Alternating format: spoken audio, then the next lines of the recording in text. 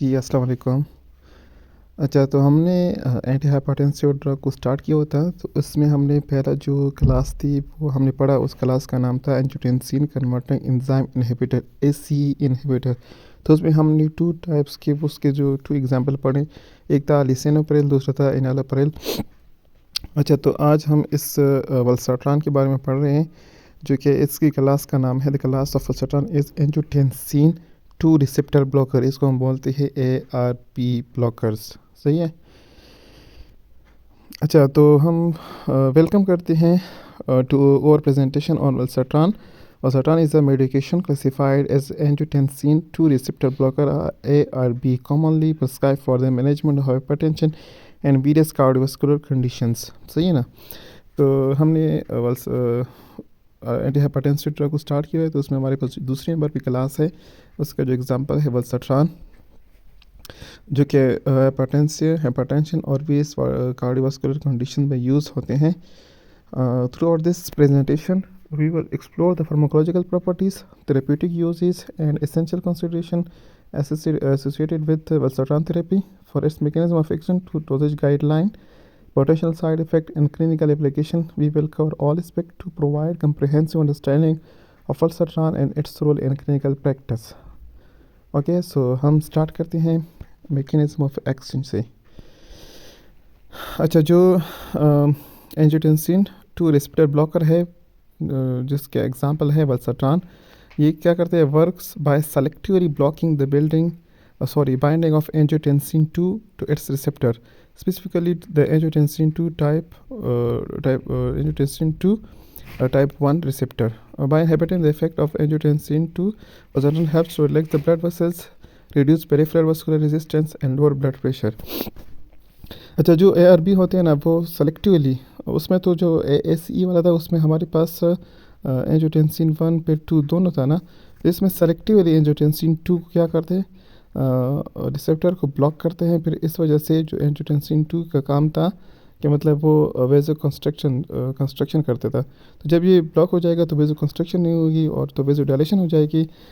इस वजह से valsartan helps to relax blood vessels और reduce peripheral vascular resistance and lower blood pressure. तो इसका मैकेनिज्म ऑफ एक्शन था। अच्छा, इसके जो यूजेस हैं हाइपरटेंशन में हम इसको यूज़ करते हैं। हार्ट फेलियर में भी हम यूज़ करते हैं। पोस्ट माइकार्डियल इन्फेक्शन रिकवरी में हम मतलब एक बार अगर उस पर माइकार्डियल इन्फेक्शन गुजरा हो, हार्ट अटैक गुजरा हो, और फिर उसको हम मतलब प्रिवेंशन में हम इसको देते हैं कि मतलब दोबारा से उस पर कोई इस तरह अटैक ना आ जाए। सही है ना, हार्ट अटैक के। तो उसमें हम ये यूज़ करते हैं। डायबिटिक नेफ्रोपैथी में हम यूज़ करते हैं। डायबिटिक नेफ्रोपैथी मींस कि जो डायबिटीज़ की वजह से किडनी में जो डैमेजिंग हो रहा हो, उसको प्रोग्रेशन को थोड़ा सा स्लो करने के लिए हम इसको यूज़ करते हैं। लेफ्ट वेंट्रिकुलर डिस्फंक्शन में भी हम यूज़ करते हैं। अच्छा, जिसकी डेली डोज है फॉर हाइपरटेंशन ब्लड प्रेशर के लिए यूजुअल स्टार्टिंग डोज जो है वल्सट्रान का इज़ 80 mg से लेकर 160 mg once daily with maximum recommended dose of 320 mg per day. मतलब अगर हम इसको हाइपरटेंशन के लिए तो जो स्टार्टिंग डोज होता है वो 80 से लेकर 160 mg तक वंस डेली होता है, और इसको हम 320 mg तक पर डे ले सकते हैं। और अगर हम फॉर हार्ट फेलियर इसको ले रहे हैं तो उसका जो इनिशियल डोज होगा वो 40 mg ट्वाइस डेली होगा, और इसका जो मैक्सिमम डेली डोज होता है वो भी 320 mg पर डे होता है। सही है। हार्ट फेलियर में हम 40 mg लेते हैं, और इस तरह अगर कोई हाइपरटेंशन है तो उसमें जो इनिशियल डोज होते हैं वो 180 से लेकर 160 तक होता है। और इसी तरह post myocardial infection heart recovery में हम रिकमेंडेड स्टार्टिंग डोज जो इनिशियल डोज होते हैं वो 20 mg होता है ट्वाइस डेली। सही है। और ऊपर हम जो हाइपरटेंशन के लिए था वो वंस अ डे था, और हार्ट फेलियर में भी हमारे पास ट्वाइस अ डे है, लेकिन उसमें 40 mg है। और हमारे पास जो पोस्ट माइकार्डियल इन्फेक्शन में होता है उसमें हमारे पास ट्वाइस अ डे होते हैं, लेकिन 20 mg होते हैं। इसमें भी इंक्रीज़ अप, और इसको हम 160 तक ही इंक्रीज़ कर सकते हैं depending on the patient tolerance. अच्छा, इसके जो साइड इफ़ेक्ट्स है वो तो मेन साइड इफ़ेक्ट था वो कफ वाला, तो इसमें नहीं है।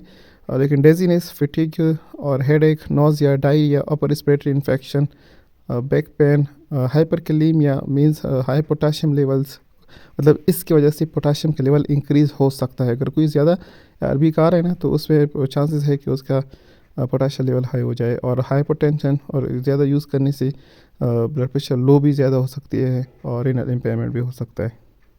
So thank you so much. उम्मीद है आप लोगों को वलसरटन की समझ आ चुकी होगी। सो इंशाल्लाह मिलते रहेंगे नेक्स्ट वीडियो के साथ। तब तक के लिए अल्लाह हाफिज़।